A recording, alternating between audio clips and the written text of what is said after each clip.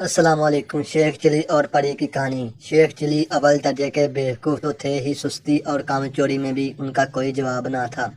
بیوی سے اکثر ان کی انبن رہتی۔ ایک روز بیوی نے کچھ زیادہ ہی برا بھلا کہا تو سنتے سناتے چارپائی سے اٹھ کھڑے ہوئے اور دروازے کی طرف قدم بڑھاتے ہوئے بولے، لو ہم جا رہے ہیں شہر، ابھی اسی وقت نوکری کرنے۔ شہر کو یہاں رکھا ہے، دن بھر کا راستہ، بیچ میں کھاؤں پیوں گا کیا؟ بیوی بولی، ذرا ٹھہر جاؤ، روٹیاں پکا دیتی ہوں۔ پھر اس نے 7 روٹیاں پکا کر دیں۔ شیخ چلی چل پڑے رہا۔ چلتے چلتے دوپہر ہوگی۔ ایک کنواں نظر آیا، وہ اس کے قریب بیٹھ گیا۔ پھر زور کی بھوک لگی تھی، روٹیاں نکال دی اور سر کھجاتے ہوئے بولے، 1 کھاؤں 2 کھاؤں کہ 7 کو کھا جاؤں؟ کنویں میں 7 پریاں رہتی تھی۔ انہوں نے جو یہ سنا تو ڈر گئی۔ ملکہ پری کنویں سے باہر آئی اور شیخ چلی سے بولی، تم کیوں کھانا چاہتے ہو ہم سب کو؟ بھوک جو زوروں کی لگی ہے، 1 2 سے کام نہیں چلے گا، اس لیے شیخ چلی نے جواب دیا۔ اچھا، اگر تم ہمیں نہ کھاؤ تو میں ایک ایسی چیز تمہیں دوں گی کہ جو تمہارے خاندان بھر کو کبھی بھوکا نہ رہنے دے گی۔ پری بولی اور ہاتھ آسمان کی طرف بلند کیا۔ ہاتھ میں ایک دیگچی آ گئی۔ پری نے کہا، یہ دیگچی دیکھ رہے ہو، اس کے سامنے تم جب اور جس کھانے کا نام لو گے یہ اس سے بھر جائے گی۔ شیخ چلی بولے، روٹیاں تو ہیں میرے پاس، قورمہ مانگتا ہوں اس سے۔ دیگچی فوراً قورمے سے بھر گئی۔ شیخ چلی نے سیر ہو کر کھایا اور دیگچی بغل میں دبا کر چل دیے۔ شہر میں ایک سرائے میں رکے اور دیگچی سامنے رکھ کر بریانی کا نام لیا۔ دیگچی بریانی سے بھر گئی۔ پھر زور کی خواہش کی کہ وہ بھی مل گیا۔ انہوں نے جی بھر کر کھایا۔ سرائے کی ملکہ بڑھیا یہ سب دیکھ رہی تھی۔ اس نے شیخ چلی سے دیگچی کے بارے میں پوچھا۔ انہوں نے صاف صاف بتا دیا۔ بڑھیا نے چکنی باتیں کہہ کر شیخ چلی کو رات سرائے میں ٹھہرا لیا، اور جب وہ سو گئے تو پریوں والی دیگچی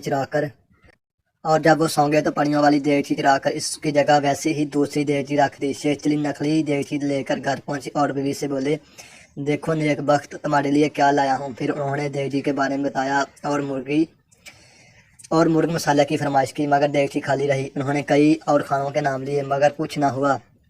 بیوی نے خوب مذاق اڑایا۔ وہ شیخ چلی کی بات پر یقین کرنے کو تیار نہ تھی۔ آخر شیخ چلی اونچی آواز میں بولے، اچھی بات ہے، کل میں پھر پریوں کے پاس جاؤں گا اور ان کو شکایت کروں گا۔ اگلے روز بیوی نے روٹیاں پکائیں اور پھر شیخ چلی کنویں پر پہنچ کر بولے، 1 کھاؤں 2 کھاؤں کہ 7 کو کھا جاؤں؟ ملکہ پری باہر آئی اور بولی، تم پھر آ گئے ہمیں کھانے، کیا اب بھی کھانے کی کمی ہے تمہارے پاس؟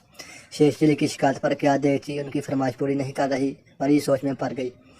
پھر بولی، کیا خیر، چھوڑ دو دیگچی کو، میں تمہیں ایک ایسا تحفہ دیتی ہوں کہ مالا مال ہو جاؤ گے۔ اس نے اپنا دیا ہاتھ آسمان کی طرف بلند کیا اور پھر خوبصورت مرغ ہاتھ میں آ بیٹھی۔ پری نے مرغی شیخ چلی کی طرف بڑھاتے ہوئے کہا، یہ سونے کا انڈا دینے والی مرغی ہے، جب کہو گے تمہیں سونے کا انڈا دے گی، اسے لے جاؤ اور اب ہمیں پریشان کرنے مت آنا۔ شیخ چلی نے خوشی مرغی بغل میں دبائی اور چل پڑے۔ وہ پھر اسی سرائے میں پہنچے۔ بڑھیا نے انہیں دیکھا تو فوراً قریب آئی، پوچھا، اب کیا تحفہ لائے ہو؟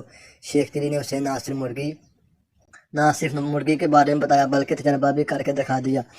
بڑھیا بہت خوشی ہوئی۔ اس نے شیخ چلی کو سرائے کے سب سے خوبصورت کمرے میں ٹھہرایا، خوب خاطر مدارت کی۔ رات کو شیخ چلی مرغی کی ٹانگ اپنی چارپائی کے پاس باندھ کر سو گئے۔ بڑھیا نے موقع پا کر مرغی چڑھا لی اور اس کی جگہ دوسری ویسے ہی مرغی باندھ دی۔ شیخ چلی نقلی مرغی بغل میں دبائے گھر پہنچے اور ڈینگیاں مارنے لگے۔ بیوی نے کہا، میاں سونے کا انڈا دیکھوں گی تو یقین کروں گی۔ ہاں کیوں نہیں، ابھی لو۔ شیخ چلی جوش سے بولے اور مرغی سے کہا، بے مرغی سونے کا انڈا دو۔ مگر بے مرغی سونے کا انڈا تو کیا عام انڈا بھی نہ دے سکی؟ بیوی پھر مذاق اڑانے لگی۔ شیخ چلی غصے سے بولے، کل تم پھر روٹیاں پکانا، دیکھو میں کیا حاصل کرتا ہوں دھوکے باز پریوں کا۔ اگر باقی زندہ نہ چبا گیا تو شیخ چلی نام نہیں، بس رہنے دو۔ میرا خیال ہے تم روٹیاں ہڑپ کرنے کے یہ سارا ڈرامہ کر رہے ہو۔ اب کوئی روٹی نہیں ملے گی، خیر نہ دینا روٹی، میں بغیر روٹی کے ہی چلا جاؤں گا۔ شیخ چلی نے آہستہ سے جواب دیا اور کمرے میں چلے گئے۔ اگلے روز وہ پھر کنویں پر پہنچے اور بولے، 1 کھاؤں 2 کھاؤں کہ 7 کو کھا جاؤں؟ کنویں کی پڑیوں میں ہلچل مچ گئی۔ ملکہ پری باہر آئی اور بولی، اب کیا ہوا؟ میں نے تمہیں ایسے تحفے دیے کہ جن سے مالا مال ہو جاؤ گے، مگر تم کچھ زیادہ ہی لالچی معلوم ہوتے ہو۔ نہیں ملکہ پری، یہ بات نہیں، یقین کرو، دیگچی کی طرح اب مرغی بھی میرا ساتھ نہیں دے رہی۔ میری بیوی نے میرا بہت مذاق اڑایا۔ شیخ چلی رونے لگے۔ ملکہ پری سوچ میں پڑ گئی۔ پوچھا، یہ بتاؤ، تم گھر جانے سے پہلے دونوں چیزیں کہاں لے گئے تھے؟ شیخ چلی نے کہا، سرائے اور بڑھیا کے بارے میں بتایا۔ ملکہ پری سمجھ گئی ساری شرارت بڑھیا کی ہے۔ اس نے آسمان کی طرف ہاتھ اٹھایا، ایک موٹا سا ڈنڈا اس کے ہاتھ میں آ گیا۔ شیخ چلی کو ڈنڈا دیتے ہوئے کہا، یہ ڈنڈا لے کر سرائے جانا اور کہنا، اے ڈنڈے جس نے میری دونوں چیزیں چرائی ہیں، اس کی پٹائی کرو اور اس وقت تک کرو جب تک وہ میری چیزیں واپس نہیں کر دیتی۔ شیخ چلی بولے، ٹھیک ہے ملکہ پری۔ شیخ چلی نے یہ ڈنڈا لے کر گاؤں سرائے پہنچے اور بڑھیا آگے بڑھ کر ان کا استقبال کیا اور پوچھا، آج پریوں نے کیا تحفہ دیا ہے؟ شیخ چلی بولے، یہ ڈنڈا، اور کہا، اے ڈنڈے جس نے میری دونوں چیزیں چرائی ہیں، اس کی پٹائی اس وقت تک کرو جب تک وہ دونوں چیزیں مجھے واپس نہ کرتے۔ ان کے منہ سے جملہ پورا ہوا تھا کہ ڈنڈے نے بڑھیا کی پٹائی شروع کر دی۔ وہ چیختی چلاتی پورے سرائے میں بھاگی پھر رہی تھی۔ ڈنڈا بھی مسلسل پیچھے لگا تھا اور ادھر ادھر پٹائی کر رہا تھا۔ وہ تب ہی رکا جب بڑھیا نے دونوں چیزیں شیخ چلی کو واپس کر دی۔ شیخ چلی ڈنڈا، مرغی اور دیگچی لے کر گھر پہنچے۔ اب دیگچی نے فرمائش کرنے پر کھانے بھی دیے اور مرغی نے انڈے بھی دیے۔ دونوں میاں بیوی مالا مال ہو گئے، عیش و آرام سے رہنے لگے، مگر وہ اپنا برا وقت کبھی نہ بھولے، ہمیشہ غریبوں اور حقداروں کی دل کھول کر مدد کرتے تھے۔